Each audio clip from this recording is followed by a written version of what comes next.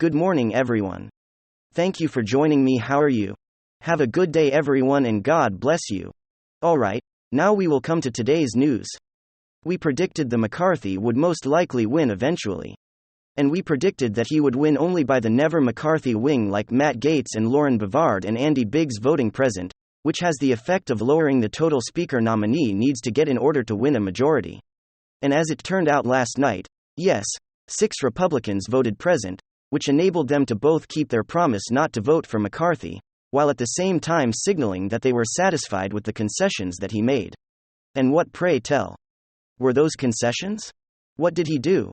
Well, National Review is reporting that while some of the details are still coming out in all of this, we now know that McCarthy agreed to give Freedom Caucus members more power within the Rules Committee, which sets the parameters for passing legislation like balancing the budget and 10 years, which they got him to agree to. He also came to a change to House rules that would allow any single member of Congress to call a vote to remove him from power. And that's going to be huge when it comes to the next showdown to raise the debt ceiling, which the Republicans, of course, just caved to, in passing that near $2 trillion McConnell monstrosity a couple of weeks back. So McCarthy is going to have the fear of being ousted at any time dangling over his head for the next 2 years. But more than that, McCarthy did something else. That was truly amazing. He elevated Texas Representative Chip Roy to one of the major Republican leaders in the House. Roy was the chief negotiator on behalf of the Freedom Caucus, which is the home, of course, to the ultra-MAGA representatives. And he made sure that they got literally everything that they wanted. They got their key positions on every single oversight committee for the investigations. They got their demand, again, to have only a single member of Congress force, a no-confidence vote, and the Speaker, you name it. So McCarthy basically ended up in throning Chip Roy in one of the most prominent positions in the House, which is absolutely awesome. I love Chip Roy, and I'm excited to see him play this part. So what do we make of all of this? Well, I have to say I think the best analysis that I've come across on all this was Victor Davis Hanson on the Tucker Carlson show. Hanson was fully on board with the last several days of the ultra-MAGA caucus hammering home the message that the Republican Party has changed. The Republican Party is not the party that the 1990s, and it's certainly not the party of Bush and McCain and Romney anymore. It is a thoroughly patriot base, nationalist populist party, a party comprised of a grassroots dedicated to protecting and promoting the timeless values of faith, family, and freedom. And we are not going to be ruled any longer by a donor class and professional political elite who rule antithetical to those values. Again, it bears repeating what is Macondo in the Rhino freaks in the Senate been doing since the midterms. They codified gay marriage, they approved billions and billions of more dollars for Ukraine, and are even now in the process of negotiating amnesty for illegal immigrants. Immigration. So over the last 4 days, we've seen an ultra-MAGA revolt against this professional political class that occupies such a different cultural space in the Republican rank and file they supposedly represent now. That said, Hanson noted that when all is said and done, all of our dreams in stopping this Bolshevik madness is invested in the House, we only have 1/3 of the government. We're not going to get any legislative victories here. Right. So the only thing we have are the oversight committees. And these investigations, the investigations into the Biden crime, family investigations into the political corruption in the FBI investigations, knew what really happened on day 6 investigations into the collusion between the deep state and big tech violation of the First Amendment. And so we all want unity so that we have some chance of stopping this utter Bolshevik madness that's happening right before our very eyes in McCarthy, for all of us pathetic like pandering and wishy-washy centrism. All of that duly noted. He did manage to pick up 14 seats in 2020. And he did pick up another 9 seats in November. So for all of his obvious flaws, he did get the House. Unlike that establishment freak Mitch McConnell, at least McCarthy delivered. He came through on getting us the House, and that does have to be acknowledged, even as we acknowledge all the ways he thwarted mega candidates along the way. He deliberately sabotaged Madison Cawthorn's primary, deliberately sabotaged Joe Kent, Washington. He deliberately kept Liz Cheney on her leadership position long after she voted to impeach President Trump, revealed who she really is. And so, over the last 4 days, the chickens came home to roost from McCarthy. This was a crisis of his own creation.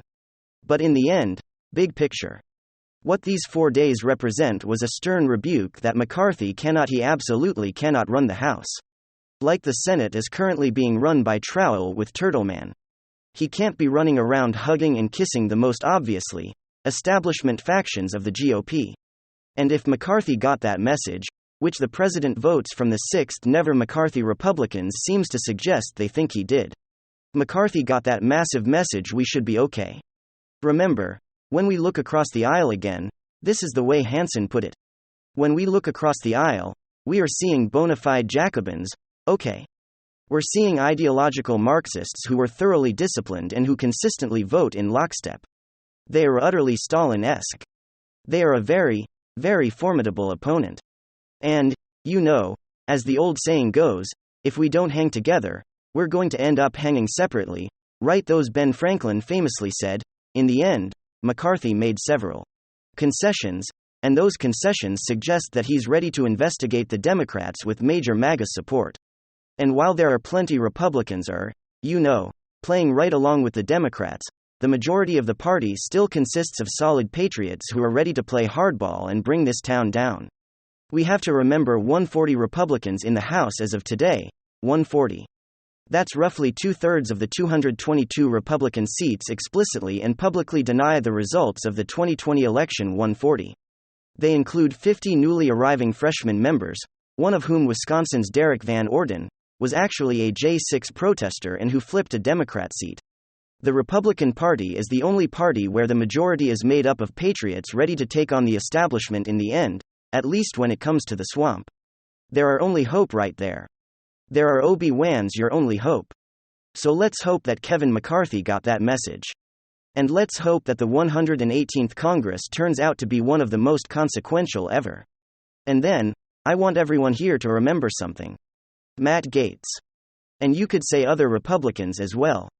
But we'll just talk about Matt Gaetz has become. If you don't believe me, there was a Newsweek article even before all of this. Okay, you could just type in Newsweek, Matt Gaetz, Speaker of the House. Okay. And then you could put the word in de facto, which means essentially, he actually really is, although not officially, basically, the Speaker of the House. So Matt Gaetz will be de facto Speaker after McCarthy concessions. This was an article, December 31, 2022. AD is now 2023. And you have a situation where he is Kevin McCarthy as a Speaker in name only. Okay. He's a Speaker in name only. Me? Okay. McCarthy, first of all, I think will do a very good job. I actually think McCarthy will do because he has to. You say, well, I don't trust him. I don't trust McCarthy? Well, it's not about trust. I don't like to use the word trust. Anyone who says, trust me, or trust this, or trust that you earn trust. And you can verify things. And you can for example, relationship. You don't just trust that somebody loves you. They love you because of their actions. In this case, McCarthy's actions are correlated directly to the fact that he could be deposed and replaced by just 5 no-confidence votes from Republicans. So Republicans can remove him. And they can do that with just 5 Republicans. I think even less than 5 Republicans that was unheard of. With Pelosi and Paul Ryan and other Speaker in Newt Gingrich. That was unheard of. Usually, the Speaker of the House is a party boss, especially for the Tammany Hall, Democrats. The political machine like the Democratic Party, Pelosi has unlimited authority over everyone within Congress, that's a Democrat. Notice how the progressives never got anything they wanted. They couldn't even listen to how. I don't want to use the word cowardly and pathetic. But they couldn't even vote for Medicare for All bill, and that funneled a lot of money to a lot of people who took advantage of idealistic and passionate and good people on the left. There's a lot of beautiful people on the left. I might disagree with them now. But I was on the left. There's a lot of good, decent, honorable, beautiful people on the left. They wanted Medicare for all. Democrats had no intention ever. And now you hear 20 years tenure? They never, and I didn't a million years. Would they ever do that? Because in France right now, I have family in France, they have to have private insurance. Also, you think that these countries, don't you think that countries where there's national health care, there's no private insurance? Yeah. There is private insurance because the people there want a better outcome. They want, better? A better situation there in terms of that topic. Okay. But they want more than what was off when it's offered. But anyway, you'd have to double the triple tax collection. Again, if it was feasible, it'd be a fantastic thing. It's not feasible in a nation of 320 million Americans. But that doesn't stop the Democratic Party from saying, hey, one day, and they get the donations and then they get the fundraising, they get political action committees, and they just, use that money for who knows what, probably things that aren't very lawful. And you have a lot of very famous people engage in that racket. But anyway, the point is, they fall in line and lie to their voters. And Jimmy Dore, who's fantastic. I have a lot of respect for Jimmy Dore. He wanted to force the vote or, that whole thing, and pundits on the left and they said, oh my God, how dare you? This would be bad for the Democratic Party. How on earth could it be bad? Because it's speaking truth to power. It's actually going up against the system. Democrats live within the system. They live within a computer program or 80s video game Tron, like the 80s movie. Jimmy Dore was 100%. Right? They have the House, the Senate, the presidency. Why not? Oh, because they lied to their voters. Not so with Republicans now. Matt Gaetz. McCarthy can't do anything. First of all, he promised impeachment to Trump. You're gonna get impeachment. That's gonna be beautiful and amazing. Because there were graft and bribery schemes. Blood. You have a situation, ladies, gentlemen, where nothing gets done without Matt Gaetz. Nothing gets done. I talked about how Matt Gaetz was assaulted on the House floor or confronted or attacked. Look, there's different ways to look at it. But the Rogers had to be held back, and I talked about that. It's very bizarre, because he's being held back. The Alabama representative is being held back by somebody who puts just like, holds him back by holding his face back. It's really interesting. But anyway. Do not be upset that Kevin McCarthy is the Speaker of the House. You're not talking about a party boss. You're not talking about a political machine.